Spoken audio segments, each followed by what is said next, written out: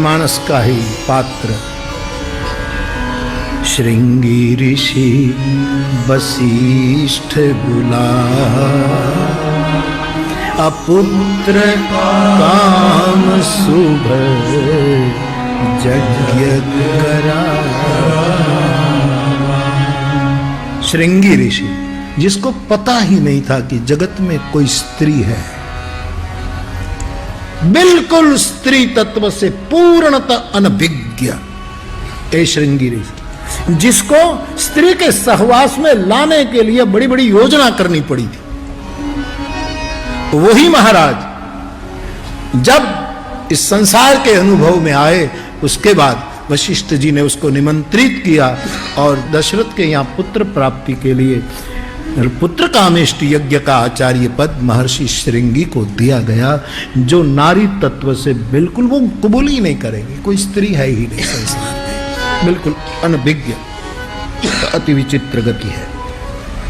शिव, फिर वो अर्धनारीश्वर जिसने अपने देह में आधा भाग स्त्री का स्वीकार किया, और भगवान राम जिसने पुरुष नपुंसक नारीवार, जिसने प्रतीक्षारत थे, इन सभी समाज को अपनी अयोध्या में आदर देकर सम्मानित किया, योग्य स्थान और सम्मान दिया। तो ये देवदत्त जी की जो माहिती जो मेरे पास आई, उसको मैं बहुत बहुत धन्यवाद दूंगा कि ये आपने जो भेजी उसका मैंने सदुपयोग किया है। तो बात परमात्मा की, परम तत्व की नीति अति विचित्र, उसकी कार्यशैली, उसकी रीति अति विचित्र, उसकी गति अति विचित्र, उसकी रति, उसकी प्रेम करने की पद्धति अति विचित्र, और उसकी कृति, उसकी रचना अति विचित्र। नीति नीति नीति। तो किन्नर समाज के लिए किम नर, क्या ये केवल नर है अथवा तो क्या ये नर है, कई ये प्रश्नवाचक शब्द बन जाता है। और महाभारत के आदि पर्व में तो मेरे पास एक माहिती आई, सो मैं आपको पढ़ के सुना दूं। किन्नरों की क्या महिमा गाई है महाभारत में साहब, अद्भुत महिमा आई है उसमें। आदि पर्व की ये बात मुझे खास प्रिय लगी, सो आपको मैं बता दूं। किन्नर प्रेमी क्या कहते हैं? वो कहते हैं हम शाश्वत प्रेमी और प्रिया है। मानो आप पूरा सूफीवाद आ गया। शाश्वत, नाशवंत नहीं। किन्नरों की जो विचारधारा है, हम महाभारत जिसको मोहर लगा रहा है, हम शाश्वत प्रेमी और प्रिया है। हम कभी बिलग नहीं होते, जैसे राधा बिन श्याम आधा, इस संयुक्त रहते हैं। एक किन्नरों की जो विचारधारा यहां प्रेषित महाभारत, हम शाश्वत प्रेमी हैं, प्रिया है, हम कभी बिलग नहीं होते, हम कायम के लिए पति पत्नी है। न विदूर होने का प्रश्न, न विधवा होने का प्रश्न है। कितनी ऊंचाई पर व्यास लिए जा रहे हैं, एक एक सूत्र एक से ऊपर जा रहा है। हम शाश्वत रूप में पति पत्नी हैं। अद्भुत बात करते हैं किन्नर समाज।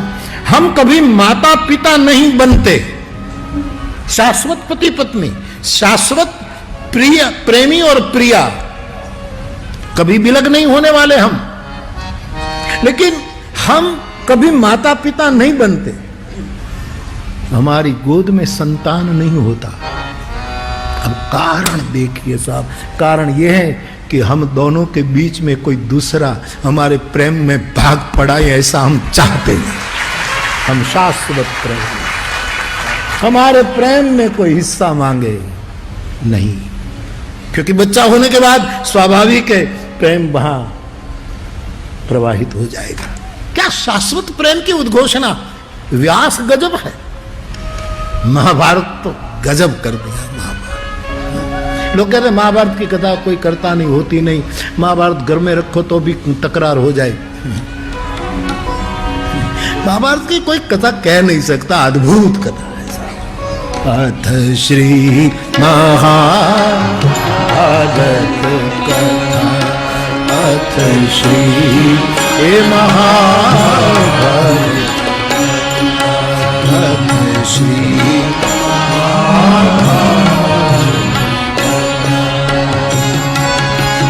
कथा है पुरुषार्थ की स्वार्थ की परमार्थ की सारथी जिसके बने श्री कृष्ण भारत सारथी शब्द दीखो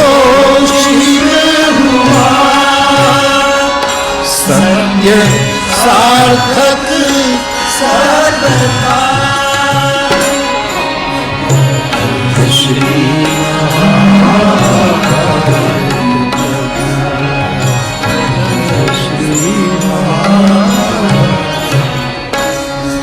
हम तो बिल्कुल तैयार पीठों पर आकर बैठ गए हैं साहब, ताकि कथाएं तो छोटी छोटी गलियों में बैठकर अपने घर का आसन लगाकर माण भट्टों ने प्रेमानंदी परंपरा में आज तक हमारो धार्मिक बापा पंड्या तक जिन्होंने गलियों में बैठ बैठकर संस्कारों को कथानक सुनाते बचपन से लोगों को जागरूक कर रखा है। ये सबका बहुत हिस्सा है साहब, मैंने बचपन में बहुत सुना है ये सब साहब, मैं बहुत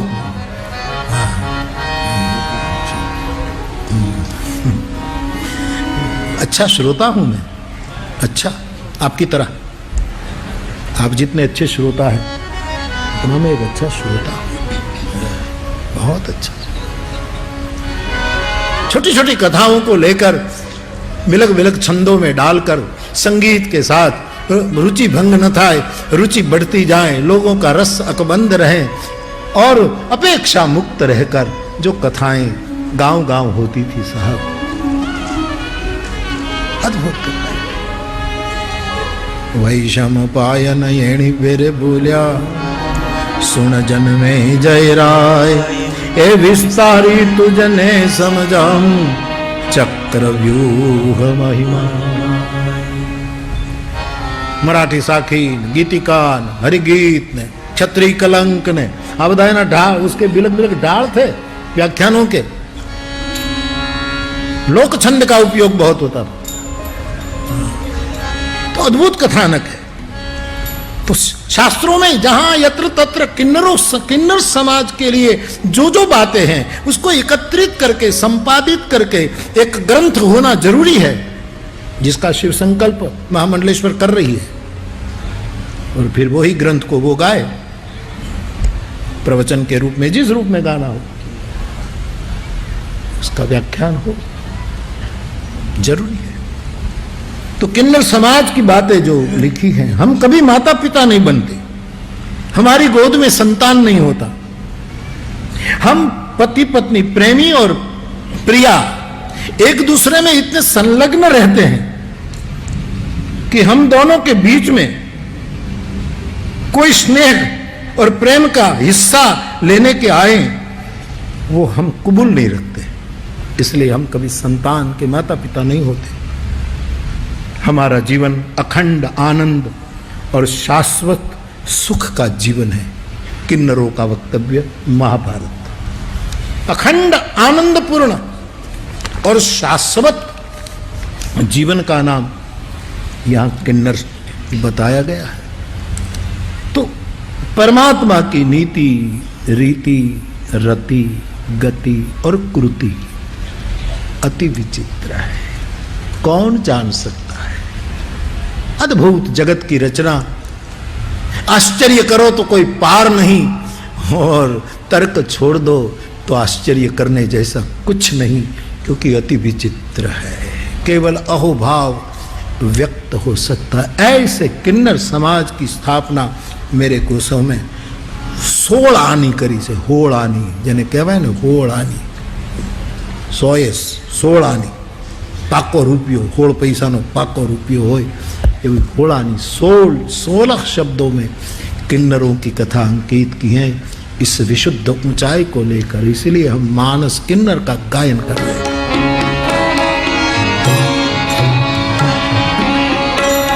देवदनुजय किन्नर नर श्रेय सादर मज्जही सकल त्रिजय। गाइए देवदनुजय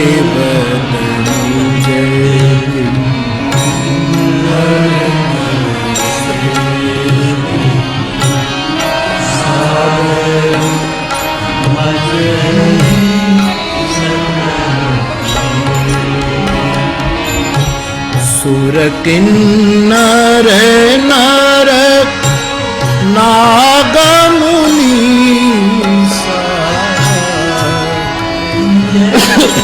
जय कही तेरी असीसा। सुर किन्नर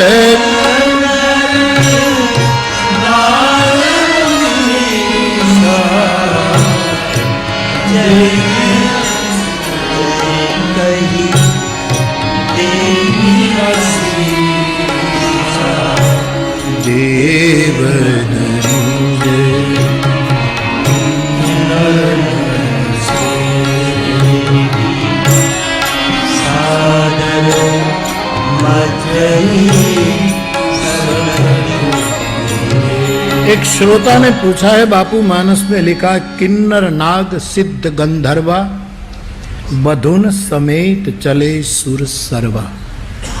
बापू इस चौपाई में किन्नर को नाग गंधर्व और सूर के साथ बंधु बताया है कि हमारी कोई भूल है। बंधु नहीं है, बधुन। देव, किन्नर, नाग और गंधर्व सब दक्ष के यज्ञ में जाते हैं, तब सपत्नी जाते हैं, बधुन अपनी बधुओं के साथ जाते हैं। और महाभारत का अभी मैंने आपके सामने विवरण बताया कि वो कहते हैं हम पति पत्नी होते हैं लेकिन हमारे संतान नहीं होते। बधुन समेत, बंधु नहीं है, बधुन।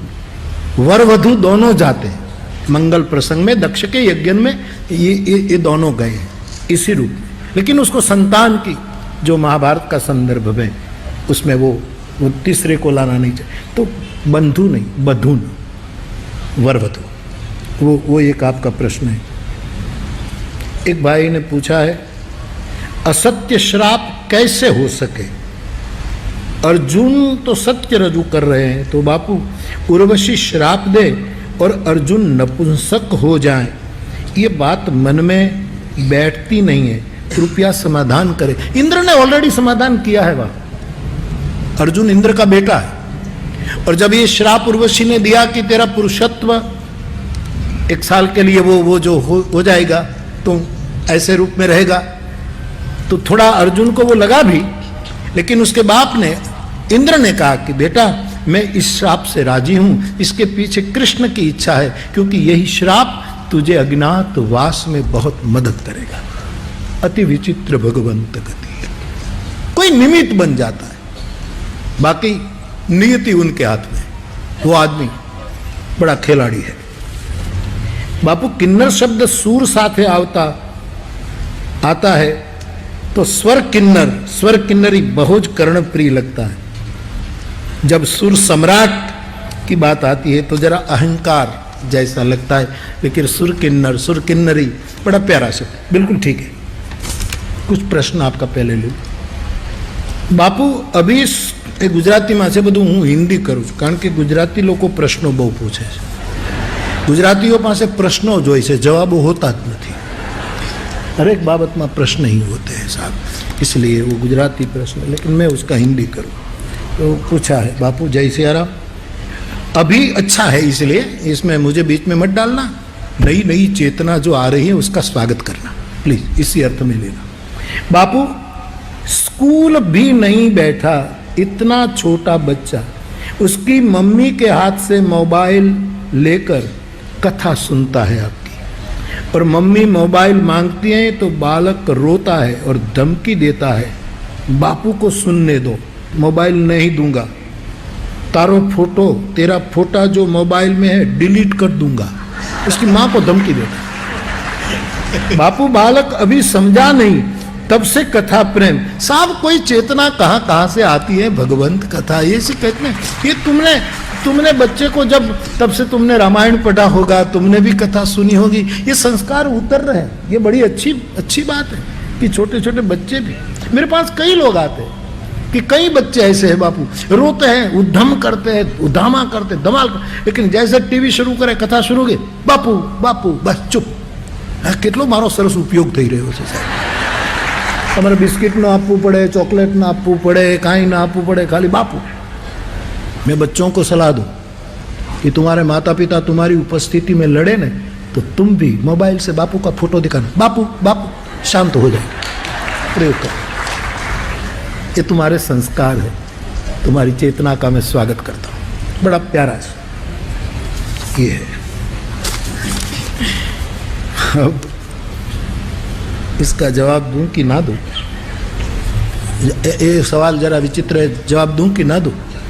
हाँ, आपने કેટલો રસ છે એ મને કે જે અમુક વસ્તુ છે એમાં આપણો ઇન્ટરેસ્ટ कितना है आपका। हाँ। मेरे श्रोता भी गजब के हैं। बापू सच सच बताओ, तो मैं झूठ बोल रहा हूँ यहाँ? अरे यार, लोग कोर्ट में गीता पर हाथ दे करके भी झूठ बोलते हैं, मैं तो मानस पर हाथ रख करके, झूठ बोलने का तो कोई प्रश्न ही नहीं है। बापू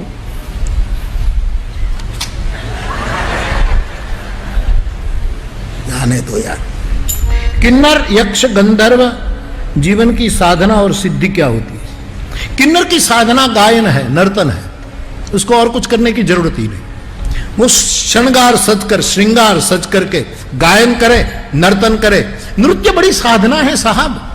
शिव सूत्र में कहा है आत्मा नर्तक, किन्नर की यही साधना। और मैं तो महामंडलेश्वर जी को कहूंगा कि जब आप कुछ प्रवचन करें अथवा तो कथा करें, जब भी आप करें तो इसी 16 श्रृंगार में ही करना।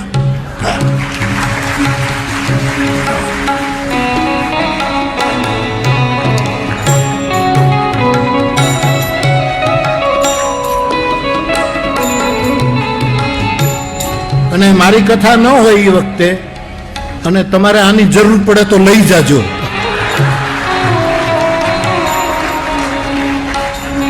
यद्यपि आपके पास सभी हैं, कितने सुर में गा रहे, लेकिन मारी कथा न हो तो तुम जाजो तो અને તમે પછી હાડિયું પહેરી પહેરીને બેસજો। હા, એ તો એમ જ હોય ને યાર, કેમ એ કથામાં કઈ તમે આમ ન ગજાનન તમારે બધા હોતે। હા,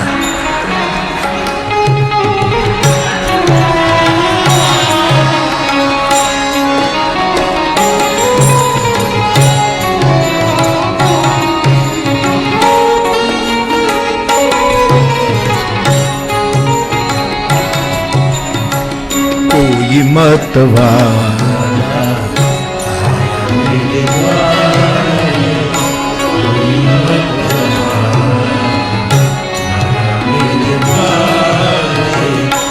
अखियों में कर गए अजब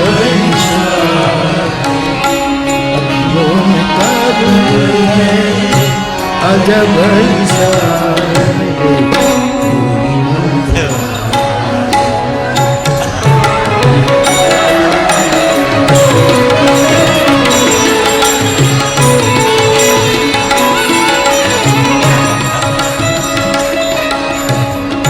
एंट्री तो जुओ साहब।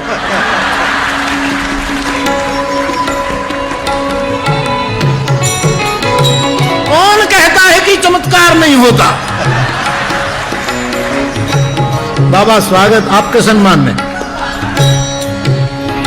जब से गीता जब से गीता नैना नटखट है मन अब बस में हमारे, अब गुजरी नहीं बस में हमारे। कोई मत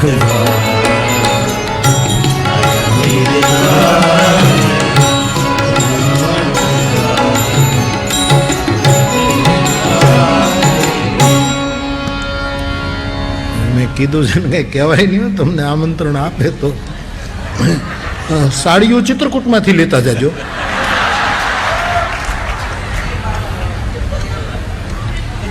હા એ આપશે એ લોકો.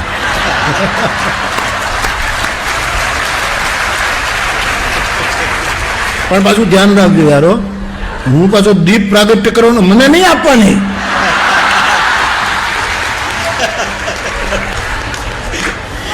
અરે યાર જો દેખાય આમાં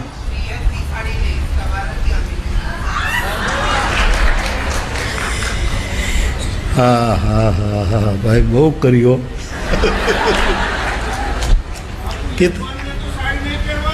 હા યજમાન તો પહેલા પહેરવાનું. યજમાન તો એ પ્રવીણ ને મહેશ નહીં તો બધા. તું તો આવા રંગની જ પહેરજા, લીલા રંગની. પ્રવીણ હું તારો કલર હું નક્કી કરી દઈશ. અને બહેનો જો શપથની આવે એ બહેનો એ બધા પેન્ટ અને બુસ્કોટ પહેરી તો એમાં જ હોય ને યાર.